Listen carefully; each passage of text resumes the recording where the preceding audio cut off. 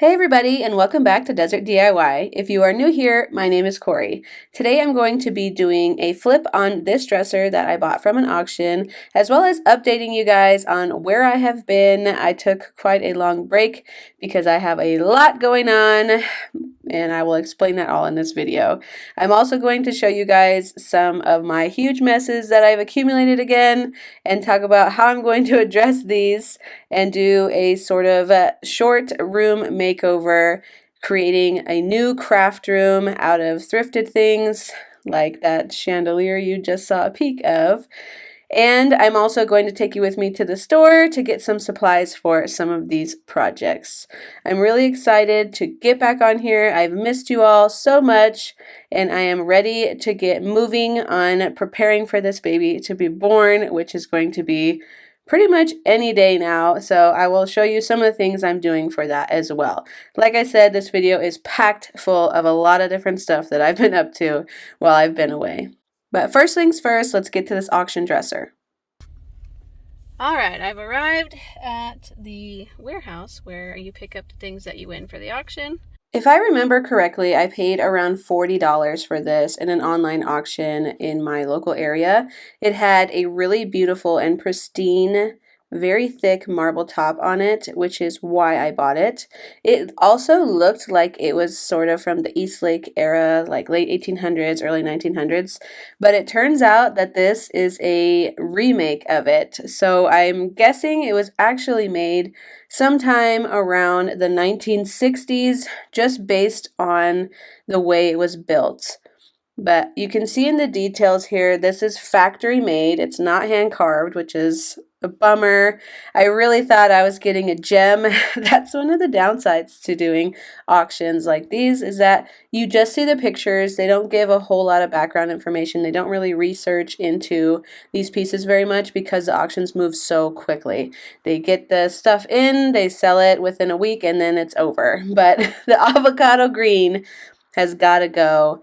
And the first thing I'm going to do before painting it is just fix up all the little gouges and areas that need to be filled in with wood filler. I'm using plastic wood because I'm painting this piece a different color.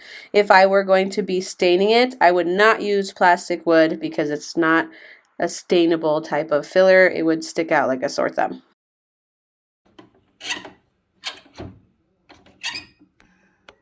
The handles on here are not great. They look pretty from a distance and in pictures, but they're not very functional because it is a serpentine front drawer here.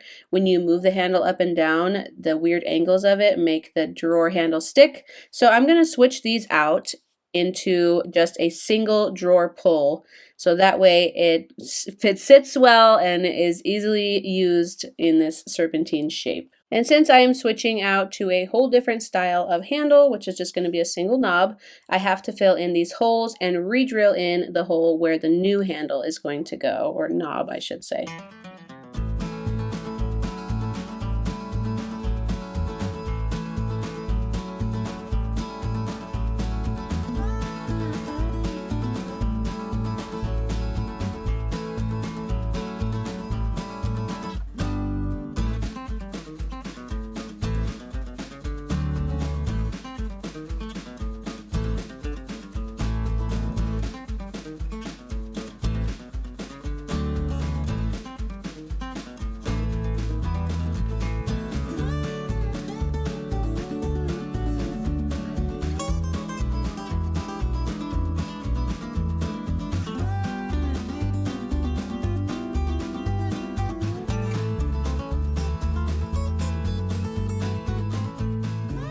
I don't usually show the cleaning process on my projects just because I feel like that's kind of a boring thing, unless there's something special about the cleaning that is not something that everybody would obviously do at home.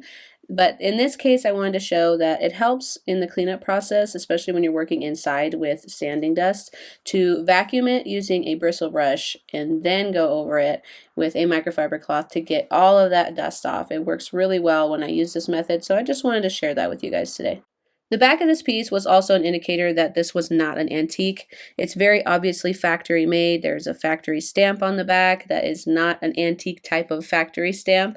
But while I'm back here, I'm just going to tighten everything up and make sure that everything is nice and sturdy before finishing up my prep process.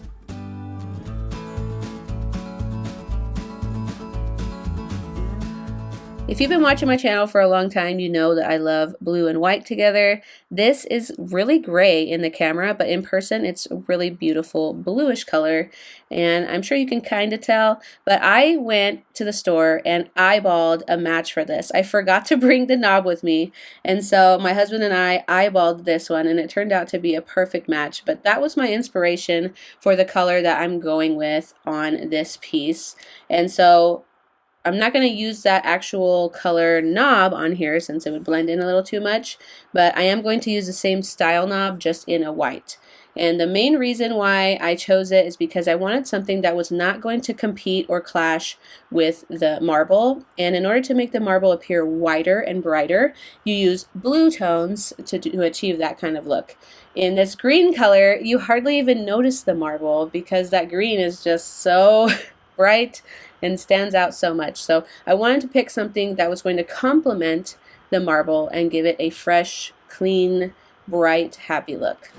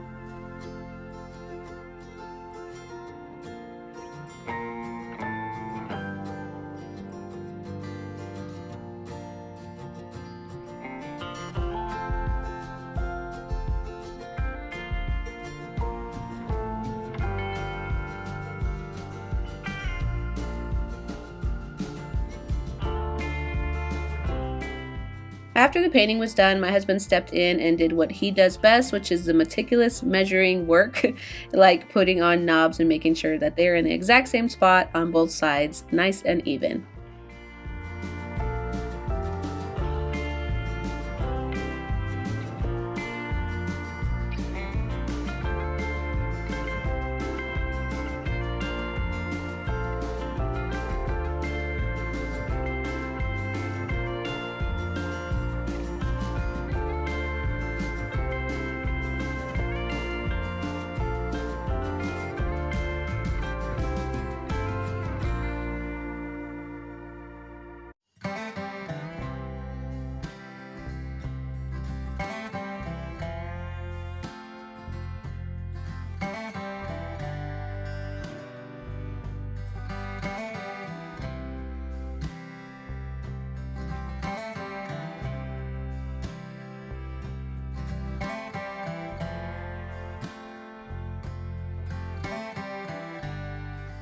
The bulk of the painting is done. I still have to repaint those little gold accent keyhole areas, but I just want to point out what happens when you don't prime is sometimes stains will pop through the paint. The reason I don't prime is because look at how tiny that little spot is. All I have to do is spray shellac that spot and then go back over it with some touch-up paint. And it saves me tons of time and money, which is great because we all could use a little more time and money in our lives, right? And so I know that it's kind of controversial to not prime a piece every single time, but you don't always need to, especially when you can tell that this piece is not going to have a ton of staining or bleed through. And once I touched it up, you would never know that that stain was there. The next thing that we're going to work on here is getting those keyholes to match the silvery chrome of the handles. I thought that it went better with this light bright white and blue theme that I was going with if they would be a silver or chrome color. So my husband cleaned those up for me and then painted them in a beautiful chromish silver color.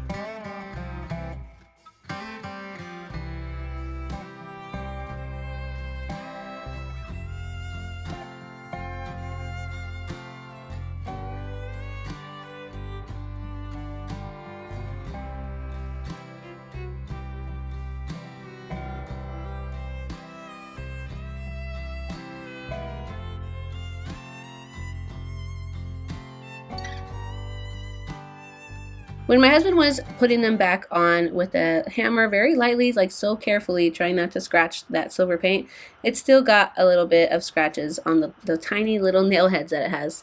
I searched high and low to every store that I knew that carried Rub and Buff, and none of them had silver or gold Rub and Buff there. For some reason, it's like completely sold out everywhere, probably because of the supply chain issue. So I found this silver one, and it seems to be the new one that all the stores are carrying, and it looks pretty good too. But here is the final look of this cute little dresser. I feel like it would be in a like French countryside castle-y looking home. I love the brightness of it. It looks so happy and so like spring, which is coming up soon. For those of you in cold climates, I hope this helps you feel a little more spring, even if it's not warm where you are. But if you enjoyed this flip, let me know in the comments down below and let me know what you would have done. But now it's time to show you my big messes, like I promised in the beginning of this video. I have a ton of stuff like this chandelier, which I'll be using today, and all these tables and other things that I have thrifted lately, plus things I need to take to Goodwill. My daughter's dresser was in here. It's just a hot mess in my sunroom, as well as tons of scrap wood in my garage and just a whole bunch of furniture in my garage as well that I need to get to. And then in my baby's room, this was like an office before, and now that I'm having my fourth child, I'm going to be turning this into her sort of nursery room, and I have a lot of craft stuff in there.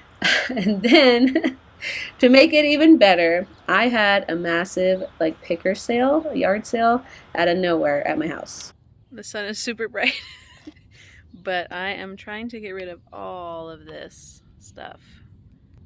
I apologize for the sun, it is just extremely bright, but I am having a picker sale at my house, and I posted everything for sale for extremely cheap, and I have to get rid of it all. I know that last year I had done a video about like my huge hoard of things, and a lot of this is that stuff, although some of it has already disappeared, whether I donated it or sold it or wherever it went or used it in my own home.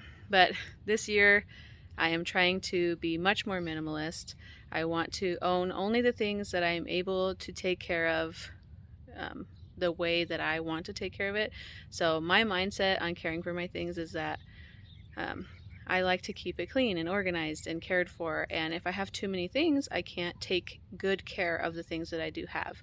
And I heard this podcast the other day that you guys might enjoy. It was the Minimalist Mom and what's Farmhouse on Boone, I believe. They did something about minimalism and owning less, and the Minimalist Mom said something about how some people are unable to take care of as much inventory. It's not that you're not good at taking care of your things, it's just there's too much inventory that you just can't take care of it all the way that you want to, and it causes too much stress. So I have only about 2 more months left before I have my 4th child, and I want to this year have it be a goal of mine to only take on like 3 items at once in like that I'll have to work on for my YouTube channel. So bring in 3 and then let out 3 so that way I can keep better track of what I have and do a better job of caring for these things. A lot of these are antiques and they deserve to be well cared for, and sitting in a garage is not going to help their condition. So it's important that I let them go and start cleaning out my workspace and having an actual clean, organized workspace to film in. Here's my garage with most of that stuff taken out. I sold almost all of it that day, and that was quite a long time ago. I just have been so busy with all the things that have been going on, which I still will address in this video. But we're going to move forward on working on getting a craft room area set up in my house that is not in my baby's nursery. I got this chandelier for $3 at a thrift store, and my husband and I are going to install it in the area that's going to be our new craft room. It didn't have any of these sleeves, and I ordered them off of Amazon. I think they were like $6, but they didn't have the right exact size that I needed. It was either too big or way too small, as you see. So I just had my husband grab the Dremel and trim them to fit exactly the right size for this. It was really quick. I'm sure that you could cut this using a multitude of different methods. I just love my Dremel, so that's why I picked this one for this project. And then we just slid those things on, put in new light bulbs, and installed it in the ceiling.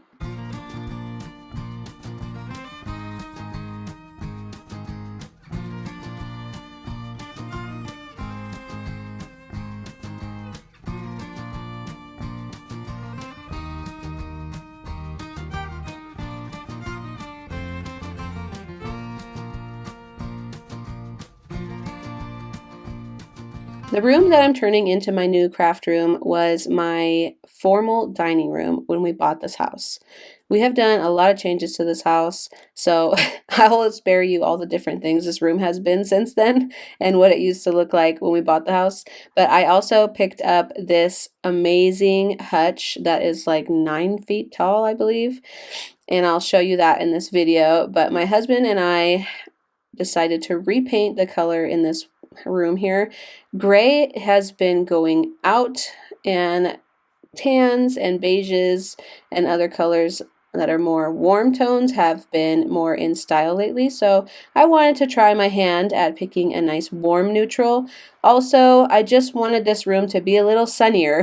It was a little bit cloudy looking with this gray, and my house does not get good lighting whatsoever, so I wanted to pick a color that was going to be happier, brighter, and I also intend to have a bit of a sunflower theme in my craft room since that's my favorite flower. And I thought that this tone would go best with that. The color that it is just a mix of random paints that I got for like $5 a gallon at Ace Hardware in the mist tint area. So here's all those gallons put together, plus some little quartz that I thought I could use on future projects. You can turn any of these latex paints into chalk paint, and I'll talk about that in a video in the future. But these are some of the colors that I saw there, and I picked up some as well. I got around 5 gallons of paint for like $30, and then I just bought a big 5-gallon bucket to mix those different neutral tones into to create the paint color that I used in my craft room. And I have a ton left, so if I want to use it in a different room or on furniture projects, I can do that as well. And this is also the time that I picked up the purple for my daughter's room when we were doing her room makeover. And while we were at the hardware store, we have to stop and see the little chickies. Cuties. You see Ricky? Hi, cutie. Do you see the box? Nah. You say buck buck? What does a chick say? I got...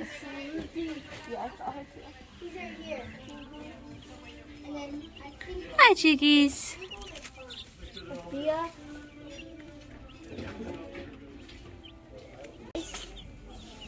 He wants to play. Because if you're playing with me, then I don't want to watch you. What a cutie. Those two. Oh my goodness. The slide. Aren't they so cute? Well, let's get to mixing that paint so I can show you exactly what I mean about how I mixed some random mist tint colors together into making about 5 gallons of paint.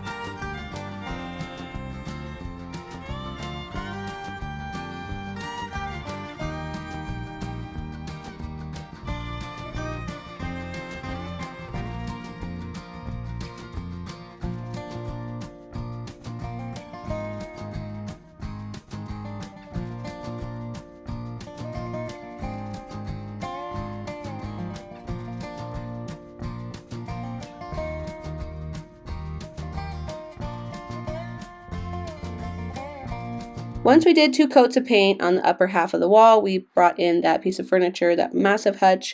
I bought this from my childhood friend's parents. It's something I've always loved in their house, and I thought it would be really inspiring to have in my own craft room. And here it is with all my junk in there. That's like only half of my craft junk. I will show you more about that in a craft makeover room. But now it's time to prepare for this beautiful little girl, my baby girl that is due in the next 2 to 3 weeks, as I'm doing this voiceover for you. But I got this really cool diaper changing station off of Facebook Marketplace. It is a Pottery Barn brand one, which are very, very expensive, and I spent a very small fraction of what it's normally costing brand new. And I'm going to wash it really, really well, because these little like cloth basket liners are the wrong color for my bedroom, and I want this to match my bedroom because that is where this piece of furniture is, and my babies stay in my room with me for a while. So I checked to make sure that these were made out of cotton, and then I did a process of dyeing them in my washing machine after I washed them. So you want to wash them on some pretty hot water because you want the fibers of the cotton to be open and ready to accept the dye. The color dye that I chose is a dark navy blue, and it ended up coming out kind of denim looking. Although I like it. I didn't expect it, but I'm not complaining. So you're going to put in some salt and some dish soap and before you put in your dye into the water, and mix it really well. I used RIT dye, spelled R-I-T. I will put that in my Amazon store in case you guys were interested in what kind of dye I was using. It really only works for cotton fabric. I tried it on other types of like polyester and things like that, and the non-natural fibers just don't accept the dye the way cotton does. If you are somebody who's really good at sewing, then you could have just sewed new basket liners and used these as like a template for you, but I thought it would be faster, easier, and using less materials if I just dyed them. I've never tried this before, actually. This was my first time dyeing fabric to reuse in a project, and it worked so well.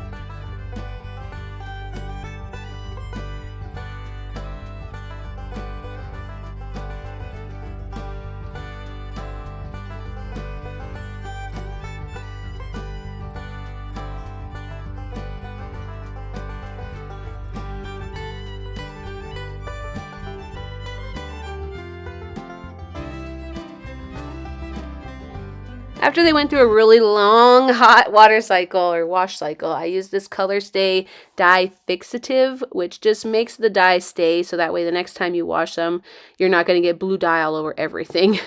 And I did a quick rinse wash on this before I took them out and dried them. But look at how dark blue they got. I was amazed by it. You can hardly even see the polka dots on it anymore, which is fine with me. Like I said, this is going in my master bedroom, so I wanted to match my bedroom set that's in there, which is dark blue and wood and white. So I think that I nailed it with this.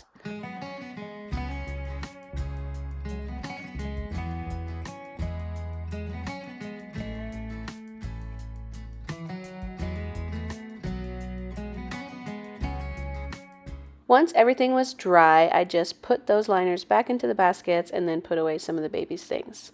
And now I'm finally getting a chance to explain to you guys what's been going on. So when I was 20 weeks pregnant, we were diagnosed with having a single umbilical artery. That means that your umbilical cord is supposed to have 2 arteries and a vein, and ours only has 1 artery and a vein going to our baby girl. So that has a lot of risk factors associated with it, which made my pregnancy a high-risk pregnancy. Once that happened, I had a lot more appointments, a lot more ultrasounds and things like that. And then our family caught COVID, and I got a really severe case of COVID because I'm pregnant and my immune system is suppressed. And once my doctor found out that I had a severe case of COVID, she decided that it was best if I have something called a non-stress test done on the baby twice a week until she's born.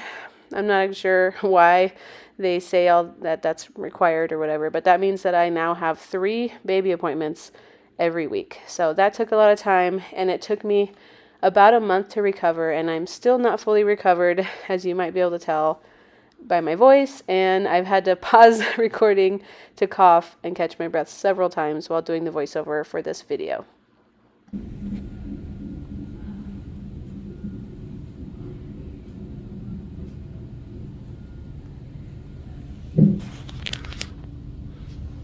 She keeps kicking the monitors off of her.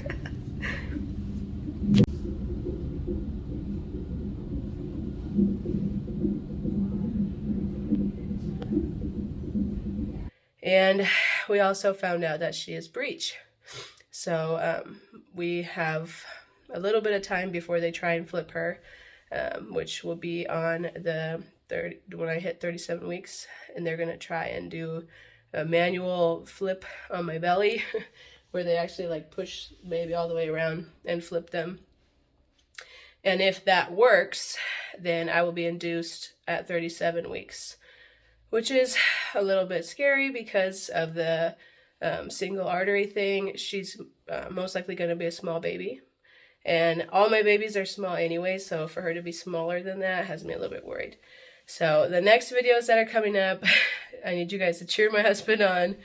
And as he finishes all the projects that we have, have left to do, excuse me, and pretty soon you guys will be seeing our little one enter the world. So thank you guys so much for your support. And I'll still be in the videos here and there, trying to check in with all of you and letting you know what's going on. But for the most part, it's going to be my husband doing all of the work, and I'm super proud of him. Thank you so much for watching, and we'll see you next time. Bye.